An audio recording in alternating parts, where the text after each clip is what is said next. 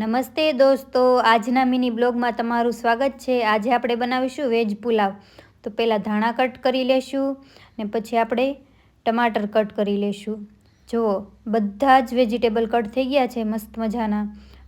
તો હવે આપણે એક કુકરમાં 1 ચમચા જેટલું તેલ લેશું, પછી તેમાં કાજુ ફ્રાય કરી લેશું, પછી કાજુ કાઢી લેશું, પછી તેમાં રાઈ સાતળવા દેશું, પછી જીરું નાખીશું, પછી નાખીશું લીલા મરચાં, આદુ લસણની પેસ્ટ, ડુંગળી, બટેકા, મટર, બધા જ વેજીટેબલને મિક્સ કરી લેશું।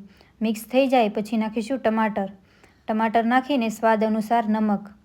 તો પછી આપણે નાખીશું ધનિયા પાવડર, હલ્દી, ફ્રાય કરેલા કાજુ નાખીને પછી આપણે બાસમતી ચોખા એડ કરીશું। પછી સારી રીતે મિક્સ કરીને તેમાં આપણે પાણી ઉમેરીશું। પાણી ઉમેરીને હવે આપણે કુકર બંધ કરી લઈશું। તો આપણો વેજ પુલાવ તૈયાર થઈ ગયો છે। ઉપરથી નાખીશું લીલા ધાણા। વિડીયો ગમ્યો હોય તો લાઈક કરો, શેર કરો ને ચેનલ